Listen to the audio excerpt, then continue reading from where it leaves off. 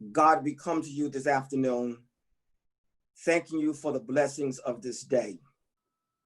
We come standing on the shoulders of our ancestors, asking for continued strength to stand against racism and all forms of injustice, bigotry, and hatred. We call upon your holy name as we stand together, shoulder to shoulder, fighting with our prayers, fighting with our protests, and fighting with our vote. We come this afternoon because as a community, we have been silent too long, and we're not going to be silent anymore. Oh God, we come to you because we follow the moral traditions rooted in our faith and the Constitution that demands that we stand and fight for justice. God, we come because we refuse to stand by and watch our sisters and brothers being disrespected without sounding the alarm. So God, we call upon you, God, this afternoon in this press conference to let justice run down like waters and righteousness like a mighty stream. So God, we thank you and praise you for empowering us to shift the narrative in this city where all can be respected and feel safe and protected. This is my prayer. Amen. Amen. Thank you, Pastor Williams. So we have 10 pastors of highly respected Black churches, the Urban Summit, the National Black United Front, KC, Freedom Incorporated, Black Rainbow, and Moore Square. These organizations have joined together with the NAACP, SCLC, and Urban League of Greater Kansas City in calling for Mayor Lucas to be an anti-racist and remove Councilwoman Teresa Loar from her role as chair of the Transportation, Infrastructure, and Operations Committee. Over the past 30 days or more, Councilwoman Loar has exhibited a pattern of racist behavior that is not befitting of a public servant. Allow me to cite the very explicit and blatant examples that lay bare Loar's indefensible, inexcusable, and intolerable racist statements and behaviors that demand an anti-racist response from Mayor Lucas. Number one, her comments implying that Black families in public schools south of the river are not council priority when making decisions to grant incentives to Blue Scope and other developers while protecting the tax base for white families in schools north of the river. Her racist rant trivializing the efforts of Black Americans protesting for freedom from systemic oppression demonstrates her callous indifference to Black Americans and their experiences. Loar said, "I know it's trendy right now, and it's fun, and it's easy to call us a racist, but by God, I'm not going to take it." Fighting for freedom from systemic oppression has never been trendy. It has always been deadly. It has never been superficial, but a substantial sacrifice by courageous men and women, even children, who have been jailed, beaten, and murdered in this 400-year struggle for freedom's cause. Harriet Tubman, Sojourner Truth, Fannie Lou Hamer, Dr. Martin Luther King Jr., Malcolm X, Medgar Evers, Whitney M. Young, and yes, Congressman John Lewis were not superficial trendsetters, and their work was not a fad. Their commitment to justice is as essential to American democracy as the Constitution itself. They were freedom fighters. They were warriors on the battlefield of a 400-year war against racism, a war against police brutality, a war against subjugation and systemic oppression, a war that has yet to be won. Loar's despicable, demeaning dismissal of our current civil rights movement, Black Lives Matter, is deplorable. Prior to trivializing the Black Lives Matter movement, Loar revealed the extent of her racist pedigree when she read from a piece of paper a list of her so-called Black friends as proof that she is not a racist. Yet another racist trope. When you have to read a list of Black people you know to prove you are not a racist, in effect, you are verifying your racism. Number 4, Loar verbally attacked Councilwoman Melissa Robinson, suggesting Robinson did not have the intelligence to write her own remarks. When confronted by Robinson, Loar mocked Robinson for being an angry Black woman. Then, when given an opportunity to explain her behavior during an interview with Melinda Hindenburger at the Star, Loar lied, doubled down, played the victim, and further characterized Councilwoman Robinson as an emotional, angry Black woman. Only after learning about today's press conference did she privately make an attempt to apologize to Robinson during yesterday's committee meeting. So let me be clear. Loar's whispered apology followed by a statement to the media is insufficient and disingenuous. Her apology should be delivered in council chambers, in public view during today's legislative session, in the same setting in which she publicly mocked and disrespected Councilwoman Robinson. Teresa Loar's comments and behavior are both racist and appalling. But equally appalling is the loud silence of Mayor Lucas and members of the council who witnessed Loar's explicitly racist behavior and did nothing to hold her accountable. The late Asa Hilliard would describe your inaction as pro-racist. By your silence, you struck a blow against Councilwoman Robinson. Silence is violence. Silence in the face of racism is unacceptable. We expect more and we deserve better from those that we elect to serve us. Mayor Lucas, there are several questions before you today. Are you pro-racist or anti-racist? Will you reject explicit racism or will you acquiesce? Will you take immediate action to uphold the honor and prestige of the office of the mayor? Kansas City needs a leader who is not afraid to call out, root out, and block out racism whenever, wherever, and however it raises its ugly head. Kansas City needs a mayor with the courage and conviction to refuse passivity and silence in the face of injustice, and one who will commit to holding himself and council members accountable to the same when racism is manifesting in city government. We are calling on Mayor Lucas to take a stand. We are calling on Mayor Lucas to be an anti-racist. We are calling on Mayor Lucas to strip Teresa Loar of her chairmanship of the Transportation, Infrastructure, and Operations Committee today. Censuring Loar will be yet another slap in the face of Councilwoman Robinson and the African American community. Next, we'll hear from Reverend Rodney Williams with the NAACP.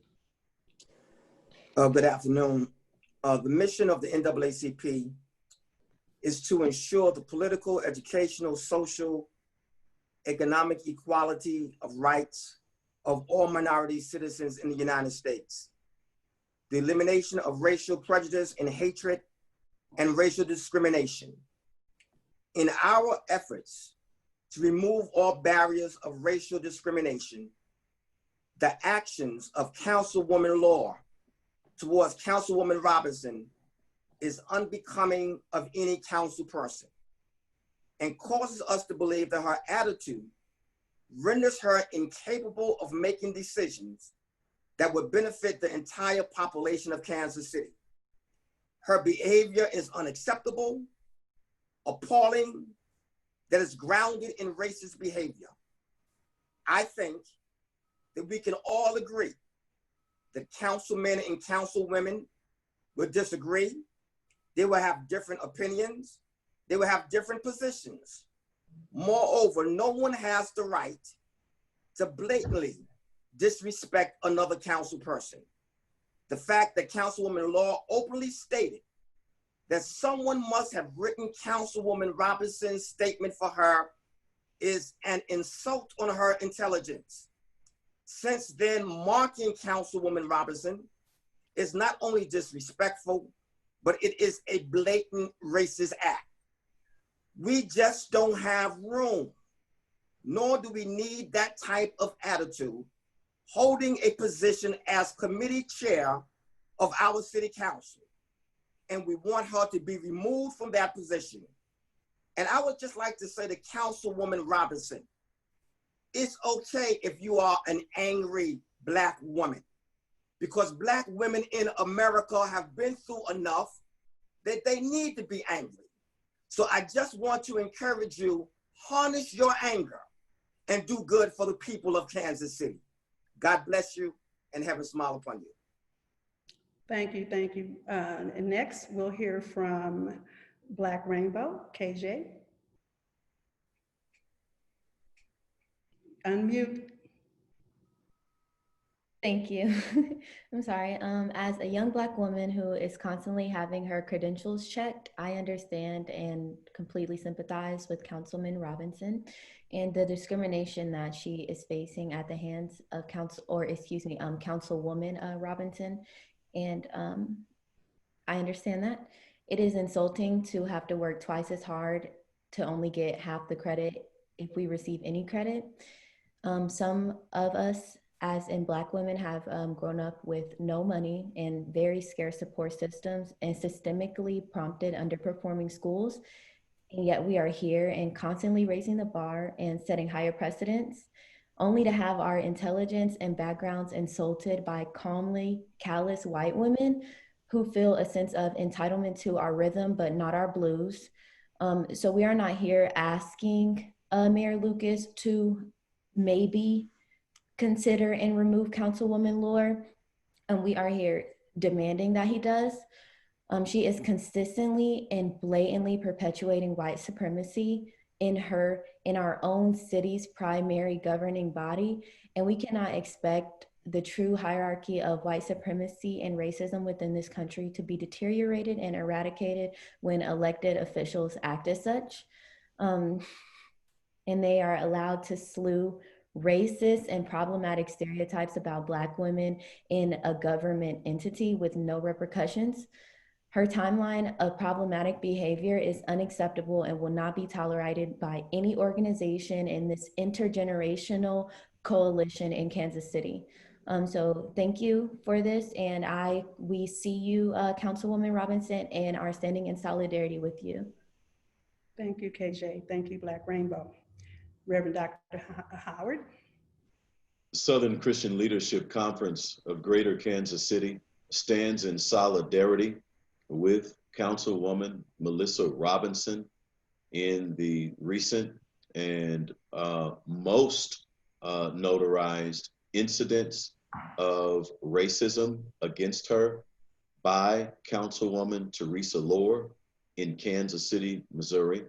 We denounce, we renounce all forms of racism, all forms of racist behavior and language that was demonstrated and action that was demonstrated toward Councilwoman Melissa Robinson here in Kansas City.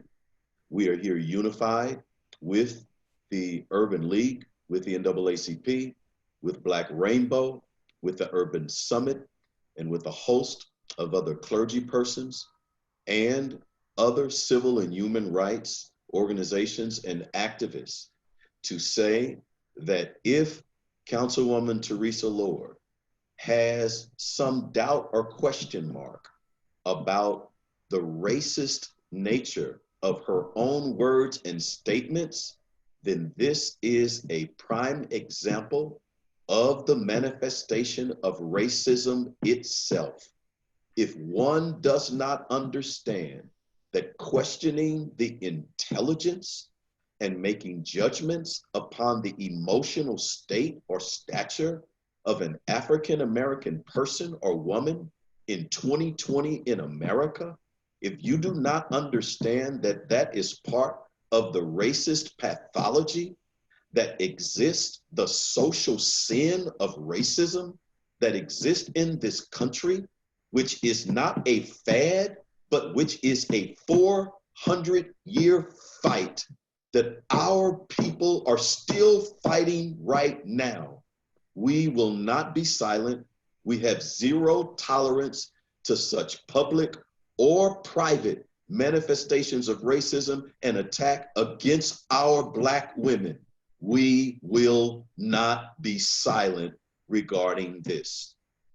Furthermore, it is the responsibility of the mayor of the city of Kansas City, Missouri, as a public official elected to protect the human dignity and the welfare of all citizens in this city, but not only as the highest ranking elected official in the city of Kansas City, Missouri, as an African-American man born of a Black woman, as an African-American man supported by the Black vote of Black women. We demand that Mayor Lucas rise and take a stand and be an anti-racist, which means holding persons accountable when they partake in racist deeds and words, as such has been demonstrated here against Councilwoman Robinson. We pray and we work and we fight peacefully. We pray and we work and we fight in advocacy and protest, in exercising our constitutional rights to protect and protest the human rights of persons when they are violated. And so we are proud and we are happy to stand with this coalition against such racist behavior here in Kansas City. Let me say finally, censure is not enough. We refuse to be complicit with a watered down response from the mayor in this situation. The mayor must act quickly, swiftly, and the mayor must act with conviction to ensure that this kind of racist behavior is snapped at the root. Let me say this, as a civil rights community and as people who are committed to our liberation struggle, we will never be intimidated by threats. We will never be intimidated by people who threaten to retaliate against us because we lift up our voices for justice and equity. We will not be threatened. We will not have fear of people in power who threaten to do personal harm unto us or political harm unto us. We stand in faith and courageous to bring about change for what is right and for what is just. And Councilwoman Melissa Robinson, our prayers are with you. You stand tall, you stand strong, and know that the truth of justice and fairness and equity will rule in the end. Thank you, and God bless you. Thank you. Now we're ready to respond to questions from the media.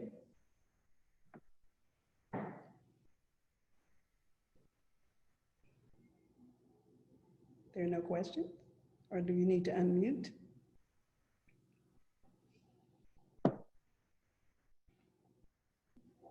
Let me change my view. If you have any questions, please unmute yourselves. Are you responding to questions from the attendees as well, or just the media? Sure. Okay.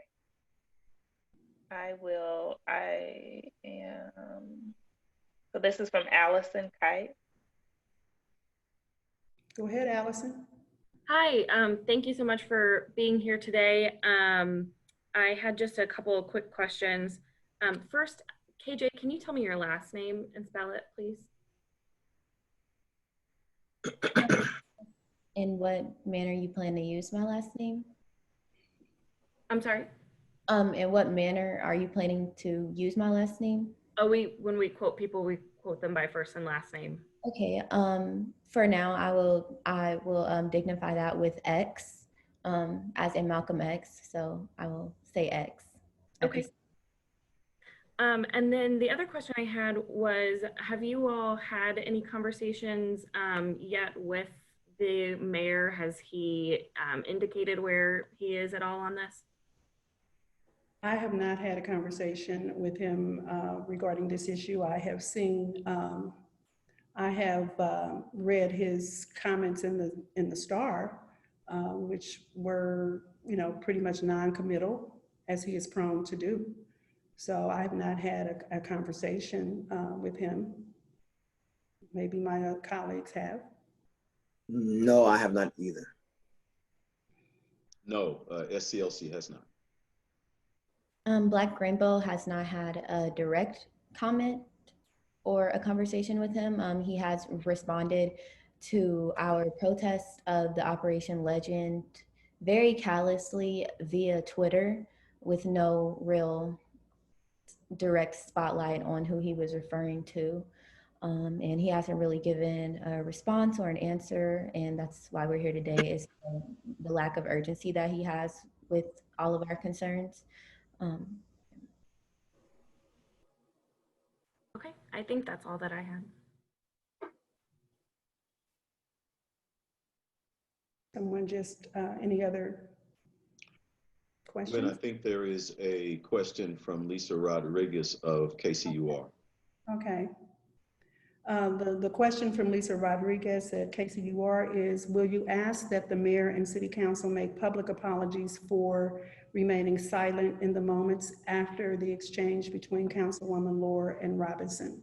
Sure. Yeah, we have no problem asking them to make a public apology for their behavior as well.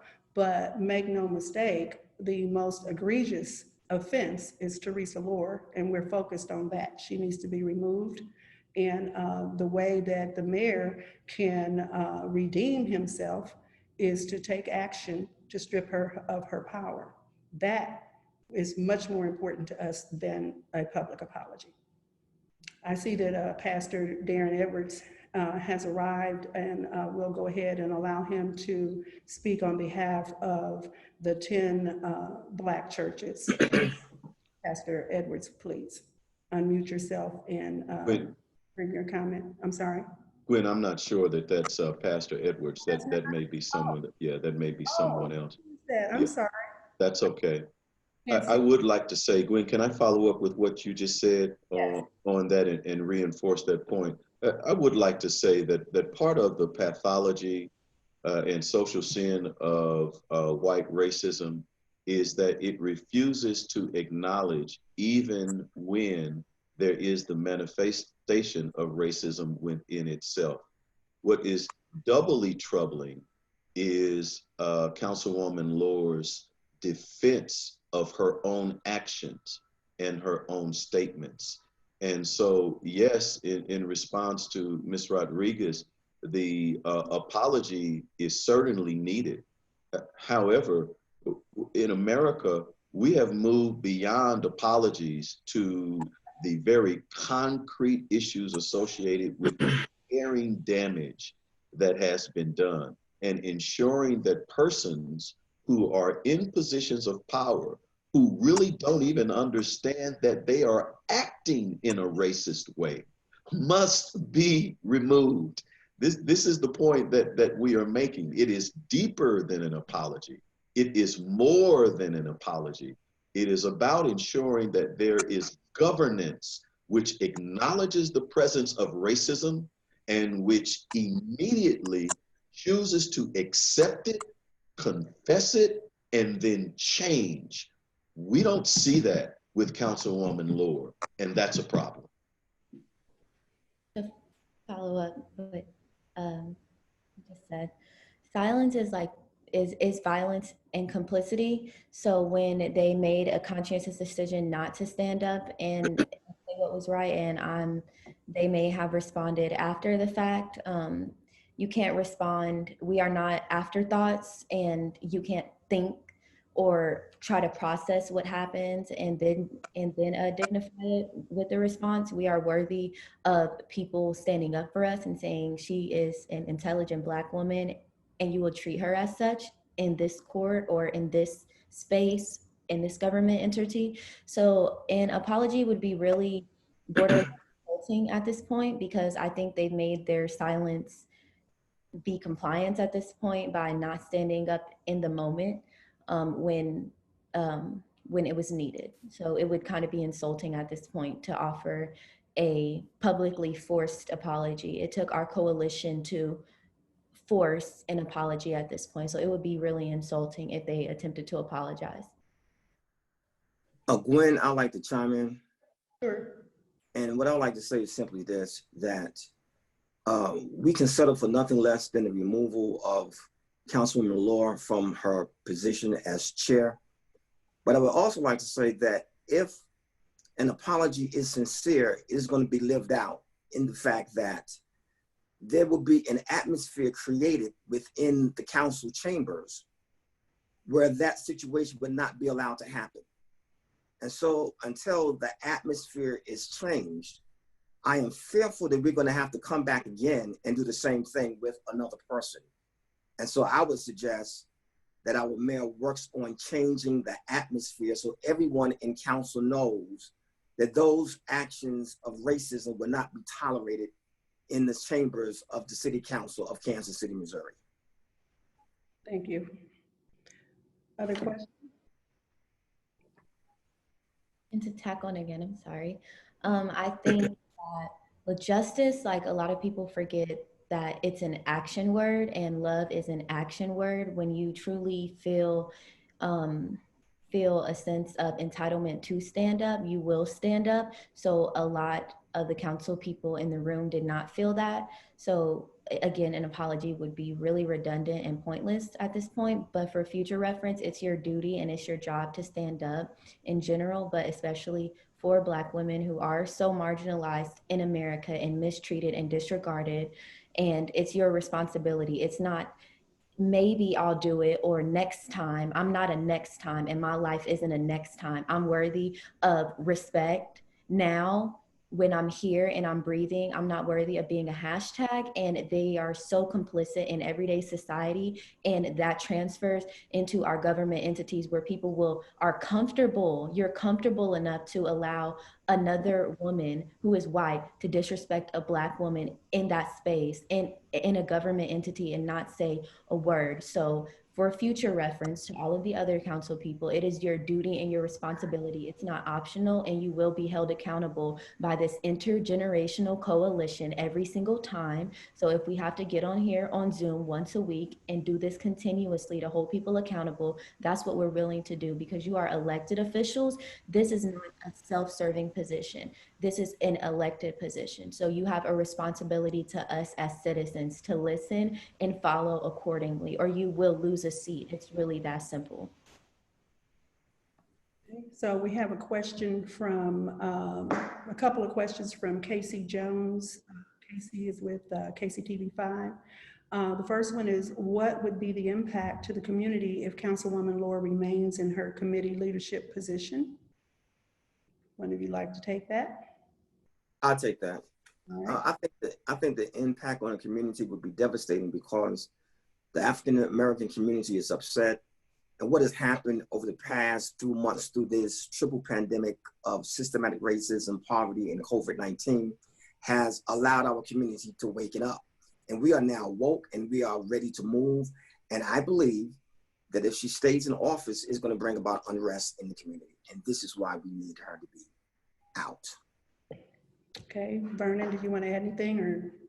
Yes, I do think that one of the things that we begin to see with respect to the manifestation of racism in America, in this country, and I'm grateful for Ms. Casey Jones's question, is that the first response to someone who does not get it with racism is self-defense. In these days and times, we must be willing to hear, because African Americans and Black people and Indigenous people and people of color are the persons who own the authority to educate the broader community about the manifestation of racism and how it impacts us and how it works. The basic tenet for being an anti-racist is to resist from denying that you are a racist. This is basic information for anyone who has gone through any kind of cultural bias training, for anyone who has done any kind of reading of the scholarship and work that's been done on racism in this country. That in and of itself suggests that there is a problem here with someone who is infected by this sickness. And so the long-term effect to Ms. Jones's question is that it will be yet another individual and yet another circumstance in a high-level governance position that is complicit with the manifestation of racism in Kansas City. And America is going the other direction. This country is demanding anti-racism from East Coast to West Coast, from North to South, and we must step up to the plate and be justice fighters and anti-racist also. So, and I will just kind of follow up on that and then go to the next question. So what is the impact? Yeah, the impact is polarization, further polarization of the African-American community. The impact of that is actually establishing a culture of acceptance of blatantly racist behavior.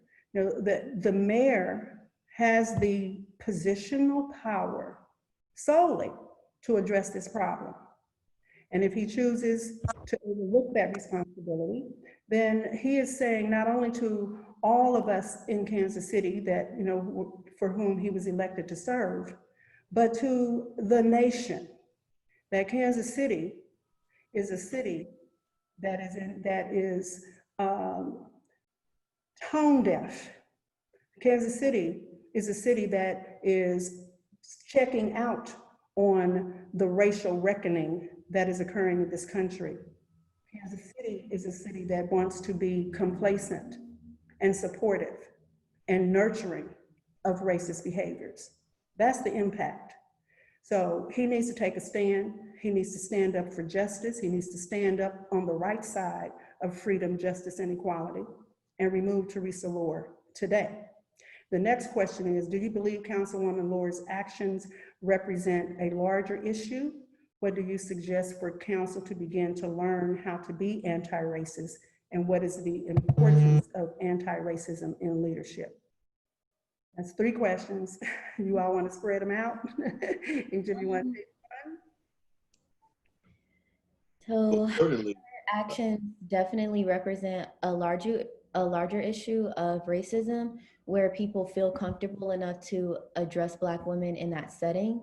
So even though it is a government entity, this happens in small increments in offices literally across the country, where little microaggressions are thrown at Black women and men and our non-gender conforming brothers and sisters every day. So it's definitely a part of a larger issue where white women feel comfortable enough, again, to bask in our rhythm, but not our blues, and play victim in every situation. The amount of times that I've been called an angry Black girl for addressing a concern calmly and contently, and that makes white women uncomfortable.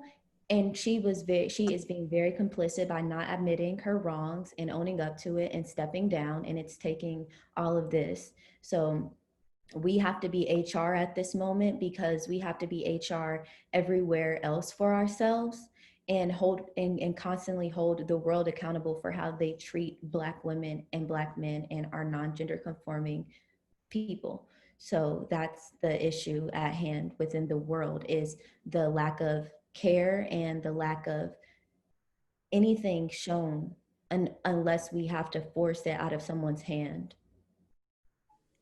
So the other question is, what do you suggest for the council to begin to learn how to be anti-racist? And what is the importance of anti-racism in leadership? Well, my suggestion to the council would be, first of all, to do what Dr. Howard has stated at least 2 times today. First of all, acknowledge racism. Until racism is acknowledged, it's not going to be dealt with.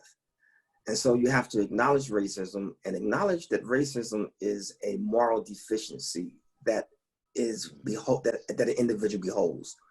And once we can acknowledge it and then go into different types of training with a clear agenda that I need to change, I need to be open, I think those are some of the things that need to start happening. I also believe that when we're looking at this issue of racism, we have to understand that it is taught and it is caught. And unless the culture changes, because you can go into your office and you can take bias training all you want, but if you go back home and nothing is changing in your homes, then you're not going to be impacted. So I think that racism has to start to change in the homes. The way children hear their parents talk about people of other ethnicities, the way children see their parents acting towards people of other ethnic groups.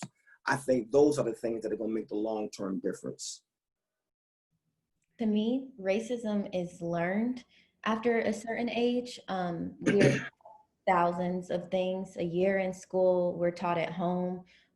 For me, I was taught Christian ideologies, and some of those I absorbed and I use every day. Some I just chose not to learn for whatever reason.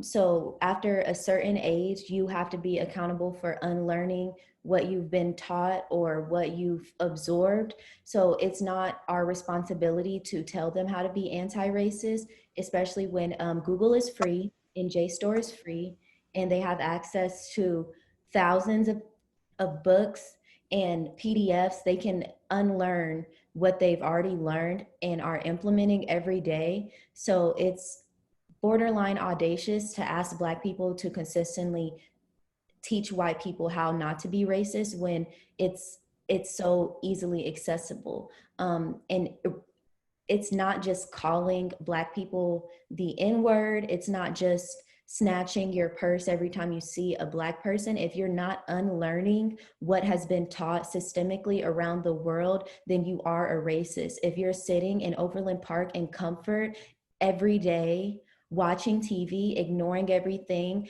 that's happening, you're racist. If you're not coming to demonstrations or supporting us financially or in whatever capacity that you're able to, you're racist. So you're complicit. Silence is complicity. So if you are not unlearning racism, you are a racist. It's really that simple of an equation.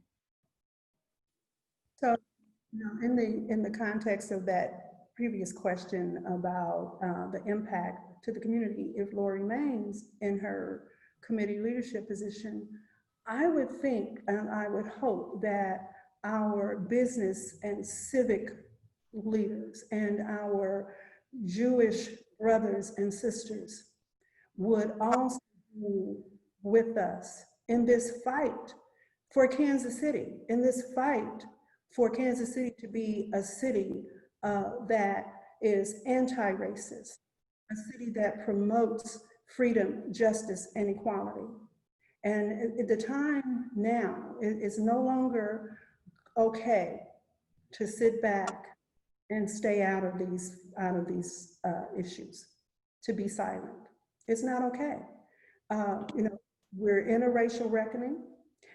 We witnessed the public modern day lynching of George Floyd, which made it abundantly clear that African Americans have been oppressed and brutalized for years.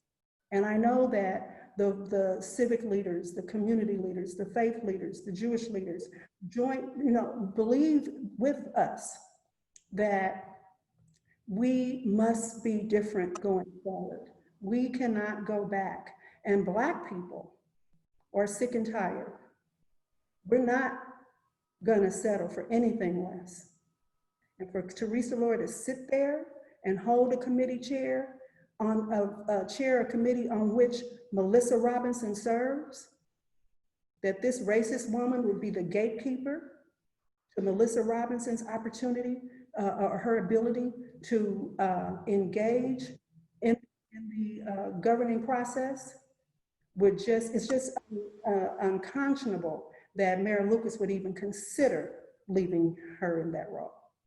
It's bad for Kansas City. We already don't have a great image. We have NAACP's, I'll let Rodney speak to that. Folks don't even want to come here.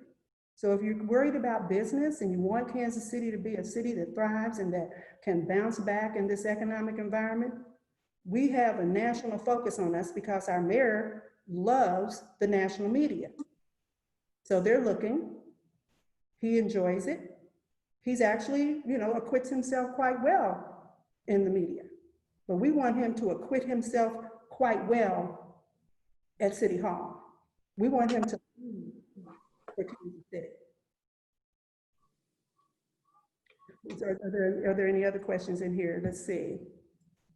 Have you all united with those who have sued the city because of her? For example, with the downtown airport or the wrongful awarding of contracts? Have either you any? No, we have not. No, we haven't. I mean, I know we haven't, but that is a different issue. And if the city's been sued because of Teresa Loar, then I would think that's another reason the mayor might want to question her holding a leadership position, but we're not prepared to speak to that today. Loar was a strong supporter of the mayoral campaign, helping bring the Northland, given the potential loss of the Northland votes in the next election and the loss of a constant vote for mayoral initiatives on the city. What is there to balance out the political loss if he does remove her? Removing a I racist. respond to that. Yeah. I'm sorry, KJ. I just got to respond. I'm sorry. Go ahead, KJ. Go ahead, daughter. I'm sorry. That's all I wanted to say is removing a racist is not a loss. So that really coded in kind of inconspicuous language. It's not a loss because she can easily be replaced by somebody who's not a racist. So I would never call anyone who is racist having their power taken from them a loss, just in general. I agree with that, KJ. And I would say the political expediency of doing the right thing with regards to racism is not a concern I can speak for myself and for SCLC.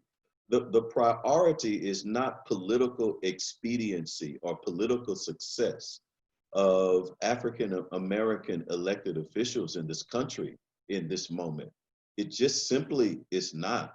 We need people who are more concerned about combating and ending racism than they are concerned about the priority of voting blocks to keep them in office.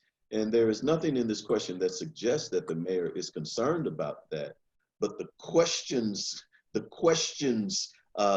trajectory has to do with the premise that somehow it is equally important to keep voting blocks as opposed to do what's right with regard to fighting racism.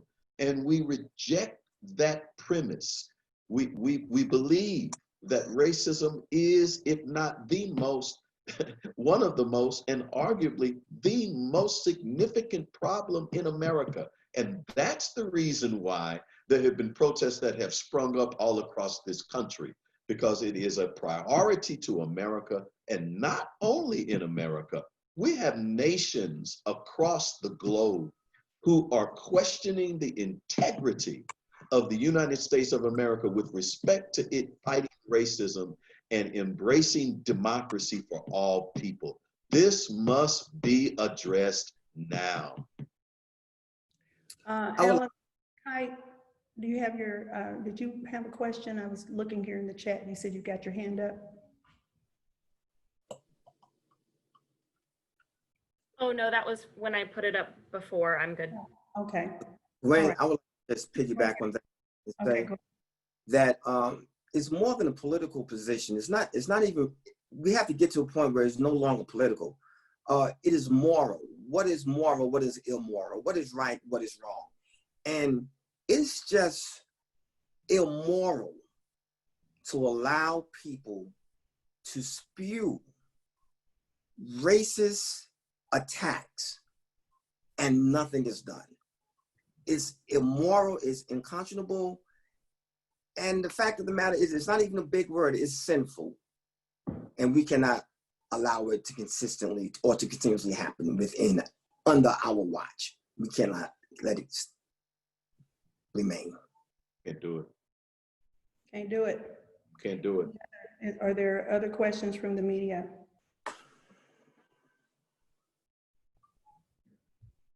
Anything else, anyone? If there are no questions and any closing remarks, you're more than welcome to make closing remarks, and then we will sign off. I do have, Gwen, if I might, a text message from what SCLC believes and what many in Kansas City believe is one of the most effective and strongest voices for anti-racism from a white person in the history of this city. And his name is Reverend Sam Mann. And he has sent a message, Gwen, for us that he wants to just provide for us. And it's actually a requote from John Lewis that Reverend Mann wants to quote. May I read that? It's very brief. Sure. This is from Reverend Samuel Ernest Mann, widely respected and acknowledged and known as a shining example of what it means to be a white person and to be an anti-racist. He says, Dr. Howard, I want to quote John Lewis, if you see something, say something and do something. Mayor, do something. That is from a white Kansas Citian, longtime respected advocate of anti-racism in this country. So we do have David Bentley has a question. Go ahead, David. Unmute yourself, David.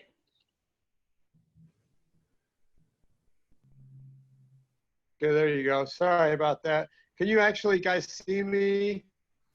We can hear you. We can hear Can you. you see me? Can you see me? No, we can just hear you. You can hear me. Okay. Well, because I got a headband on and my sunglasses, I just came in from being outside. So I was going to apologize for the way I was looking right now.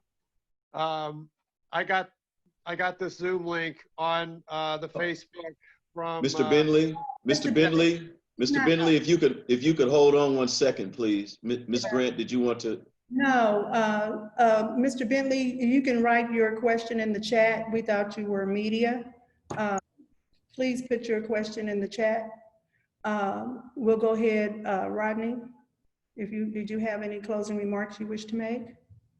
Nothing other than we're not going to be silent any longer. We're going to, as Dr. Howard and think you have stated, that we're going to have zero tolerance for racist acts. And we know it's going to happen again, so we'll see you then. Yeah. KJ? By all means, I think people don't really understand that quote in its entirety. By all means, that means, you know, sacrificing brunch and other activities that I'm sure we all would love to be doing to hold people accountable. So in lieu to the other council people who will watch this later at dinner, by all means, so be very conscious of the way that you treat Black people in that space and be very conscious of what you say and do. And you are a representative of the people, and you know, we are people too. So unlearn your racism, and that's really all I have to say. Thank you all. Thank you guys so much. And all I have to say is that Kansas City, all of Kansas City, Black people, white people, brown people, have to stand up and say no to racism. We have to become active anti-racist. We have to speak up, call it out when we see it. We can't sit back in the comfort, as you know, and just keep in mind, we've been fighting 400 years. So now white people are seeing our pain, but you can't sit back. How long do you want us to wait? How much longer will it take? And we're only going to get there when white people stand up, speak up, and call it out and take concerted action to dismantle structural and systemic racism in Kansas City. So we hope that you will join with us in this coalition so that we can go forward. And we hope that our mayor will become more focused on Kansas City's priorities than he is on media appearances. We hope that he will find his center, find his truth, and lead Mayor Lucas on behalf of all Kansas Cityans. Thank you guys for attending today.